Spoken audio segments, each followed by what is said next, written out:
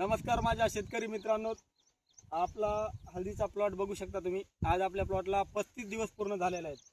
आपण याच्या अगोदर 8 दिवसा अगोदर एक ड्रिचिंग केली होती। त्या ड्रिचिंगचा व्हिडिओ मी माझ्या YouTube चॅनलला टाकलेला आहे। ही पहिली ड्रिचिंग होती, आता ही दुसरी ड्रिचिंग आहे। दुसऱ्या ड्रिचिंग मध्ये आपण वेलाग्रो कंपनीचं विवा 1 लिटर घेतलेलं आहे आणि तेच वेलाग्रो कंपनीचं फेअरलिन म्हणजे फेरस 6% वालं हे आपण अर्धा किलो घेतलेलं आहे आणि कॅस्टल बूस्ट NPK 21-11-21 हे 5 किलो खत घेतलेलं आहे। तर याचा रिझल्ट आपल्याला परत 8 दिवसांनी पाहायचा आहे। तर समोरच्या व्हिडिओमध्ये मी परत याचा रिझल्ट आणि समोर काय खत वापरायचं हे